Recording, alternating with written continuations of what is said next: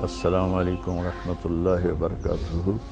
جناب محترم حضرت مولانا سجاد نعمانی صاحب، ذاکر کے ذریعے پتہ چلا کہ اللہ تعالیٰ کے فضل و کرم سے آپ اور اہلیہ محترمہ دونوں کرونا سے بعافیت شفا یاب ہو گئے۔ اللہ پاک آپ کو صحت کاملہ عاجلہ نصیب فرمائے اور اللہ تعالیٰ آپ کا سایہ سلامت رکھے۔ آپ امت کے لیے ایک سرمایہ ہیں۔ دوسری گزارش تھی کہ آپ کا کلپ مجھے پہنچا ہے جس میں آپ نے ایک شادی پر تبصرہ کیا ہے کہ 200 کروڑ کی شادی ہوئی ہے۔ میں آپ سے گزارش کروں گا، میرا میڈیا کے ساتھ سب سے زیادہ تعلق ہے، یہ دجال اور کذاب ہیں۔ میں نے بالکل جھوٹ بولا ہے۔ اس گھر سے میرا تعلق کوئی 28 سال پرانا ہے۔ جب یہ چھوٹے سے تاجر تھے تو میری اور ان کا تعلق ہوا، تبلیغ کے ذریعے سے یہ تبلیغ میں لگے جانا شروع کیا، تو اس سے آنا جانا تعلق محبت شروع سے رہا۔ ان کے والدہ کا جنازہ، والد کا جنازہ میں نے پڑھایا، تو اس تعلق کی وجہ سے میں نکاح پہ گیا تھا۔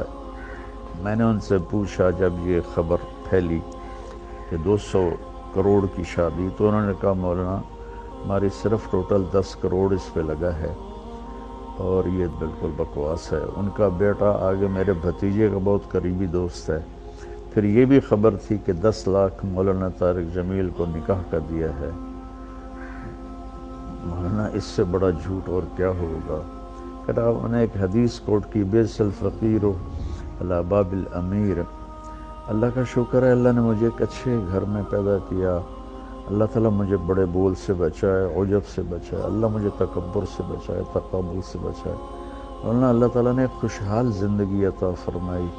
ہم جدی پشتی ذمہ دار ہیں اور اللہ نے اپنا فضل فرمایا کہ مجھے اس راستے پر پھیر لیا، اس کا کرم اور احسان ہے۔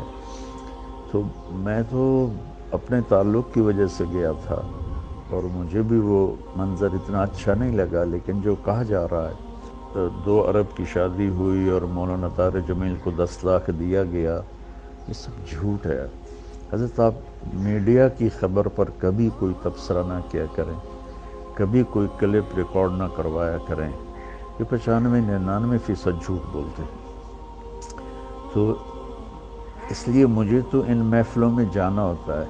ہمارے اکابر میں شاید ہی کوئی طوائفوں کے پاس گیا ہو۔ مولانا میں طوائفوں کے محلے میں جاتا ہوں۔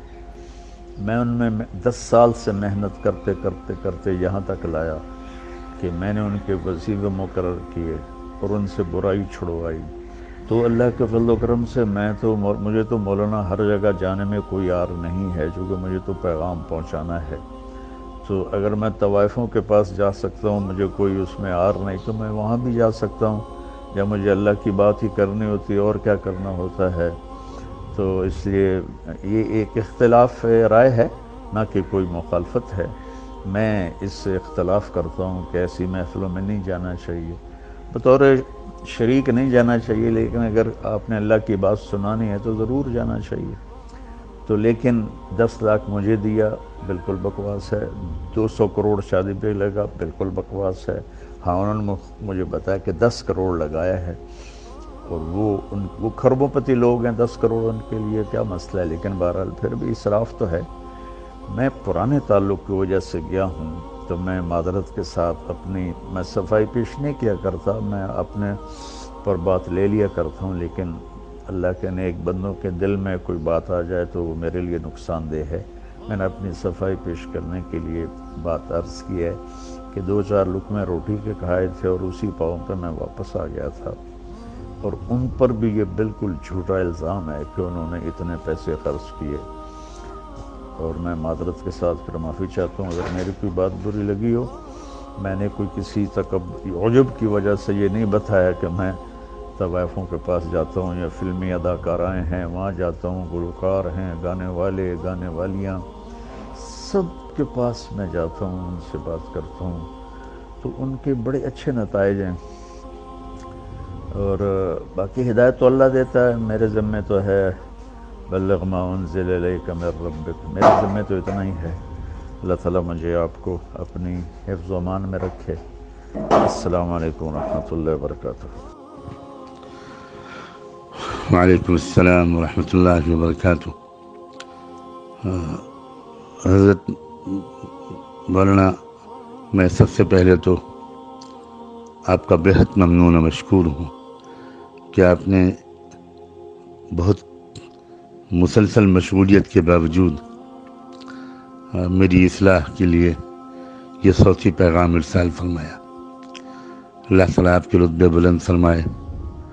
میں صاف لفظوں میں اپنی غلطی کا اعتراف کرتا ہوں اور آپ سے دست بستہ معافی کا طالب ہوں۔ یقیناً مجھ سے یہ غلطی ہوئی کہ میں نے میڈیا کی روایت پر بھروسہ کر لیا۔ مجھے ایسا نہیں کرنا چاہیے تھا، اور عذر کے طور پر نہیں کہتا، برسبیل تذکرہ عرض کرتا ہوں کہ اگر ہمارے ملک کے اندر کی خبر ہوتی تو میرا عام معمول یہی ہے کہ میں پہلے اس کی تحقیق کرتا ہوں۔ وہاں تحقیق کا میرے پاس کوئی اور راستہ نہیں تھا، اور پھر بھی مجھے یہ نہیں کرنا چاہیے تھا جو میں نے کیا۔ میں اپنی معذرت کے لیے کوئی بہانہ، کوئی جواز، اپنے غلط کام کے لیے، اپنی غلطی کے لیے کوئی بہانہ، کوئی جواز تلاش نہیں کر رہا ہوں۔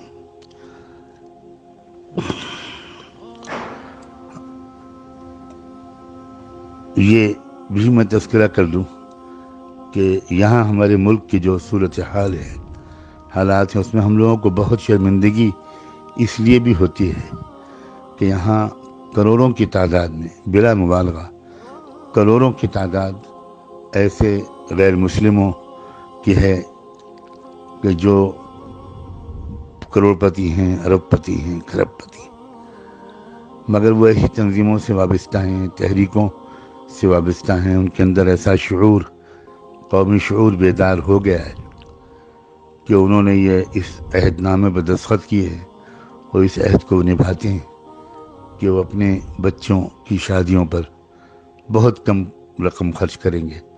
یقین بھی آنا مشکل ہے وہ انسان جو 5 کروڑ 10 کروڑ خرچ کر سکتا ہے، وہ بھی عام طور پر 4-5 لاکھ یا 10 لاکھ سے زیادہ خرچ نہیں کرتا، اور اس پر کڑی نگرانی بھی رکھی جاتی ہے۔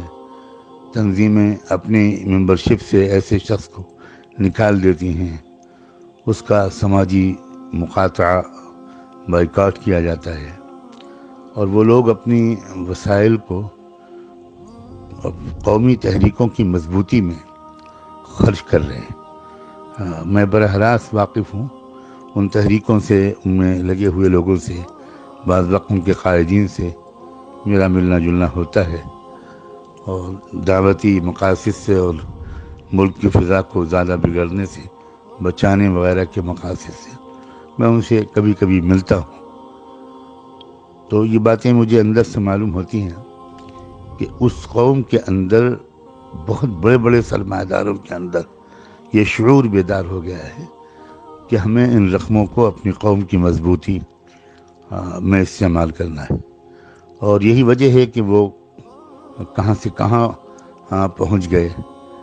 اور ہم مسلمانوں کا اس سلسلے میں جو حال ہے وہ ناقابل بیان ہے۔ ہمارے یہاں بھی یہی صورتحال ہے۔ ہمارے یہاں تو خیر اتنے سرمایہ دار ہوتے ہی نہیں، اور اگر وہ سرمایہ دار بہت ہوتے بھی ہیں تو ان کے اندر کوئی قومی شعور آیا ہو اور وہ اپنے مال کے صرف کا رخ انہوں نے اجتماعی اور مجموعی فلاح و بہبود کے لیے استعمال کرنے کو ترجیح دی ہو، ایسے لوگ کوئی خال نظر آتے ہیں۔ اب میرا چونکہ رابطہ رہتا ہے، تو جب وہ خبر آئی تو مجھ پر یلغار ہوئی، اور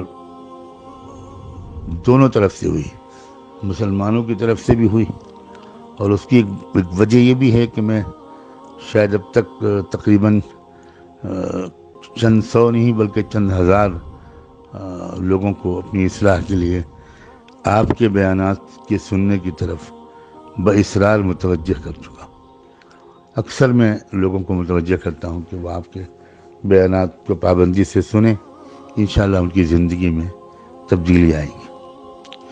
ایسے بہت سے مسلمانوں نے بھی مجھے فون کیا، احتجاج کیا، اپنی حیرت و استعجاب کا اظہار کیا، اور بہت سے غیر مسلموں نے بھی مجھے فون کیا اور اپنے تعجب کا اور ناپسندیدگی کا اظہار کیا. تو بس وہ فوری طور پر ایک تاثر تھا اور میں نے وہ گفتگو نشر کر دی.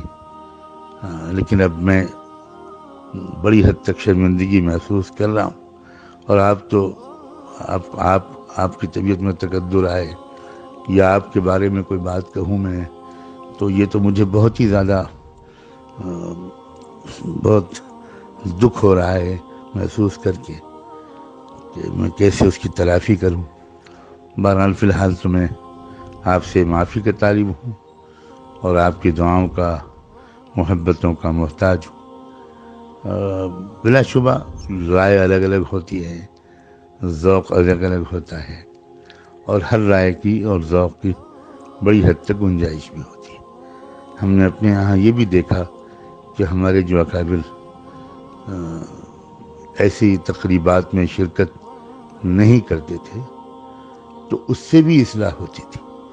ایسے بھی واقعی نمونے میرے سامنے ہیں کہ ان گھرانوں پر اس کا اثر پڑا کہ بھئی اب ہمیں روش بدلنی چاہیے. تو مقصود تو اصلاح ہے، آپ کا مقصد جو آپ کا طریقہ کار ہے اس سے بھی اصلاحی مقصود ہے، اور جو حضرات دوسرا راستہ اختیار کرتے ہیں ان کا مقصد بھی اصلاحی ہے. اور آپ نے تو خود بھی فرمایا ہے کہ یہ تو اختلاف رائے ہے. بہرحال میں بہت شرمندہ ہوں، مجھے افسوس ہے، لیکن جس پس منظر میں یہاں کے جن حالات سے میں اچانک مجھے اندر ایک داعیہ پیدا ہوا وہ میں نے آپ سے عرض کر دیا. اللہ کرے کہ آپ کا دل بھی صاف ہو گیا ہو. میں آپ کی دعاؤں کا بہت محتاج ہوں. جزاکم اللہ وبارک فیکم ونفعنا بما آتاکم. والسلام علیکم ورحمۃ اللہ وبرکاتہ. میں کیسے سمجھاؤں، کہاں سے الفاظ لاؤں؟ میرا سینہ پھٹ گیا ہے. میں 15 سال سے یہ مضمون بول رہا ہوں، کبھی کسی سے معاوضہ نہیں لیا، یہ کوئی فخر سے نہیں بتاتا ہوں، صرف اپنی صفائی پیش کرنے کے لیے بتاتا ہوں. تیسری دفعہ بھائی عقیل ان کی میں سخاوت کی وجہ سے ان کی قدر کرتا ہوں. میں اس لیے آ جاتا ہوں کہ یہ سخی آدمی، اور سخی سے اللہ پیار کرتا ہے. لیکن مجھے ٹکٹ کبھی نہیں دیا، میں اپنی ٹکٹ پہ آتا ہوں کہ میں نے اس کا معاوضہ اللہ سے لینا ہے، اس سے تھوڑا ہی لینا ہے کہ جاتے ہوئے لفافہ میری جیب میں ڈال دے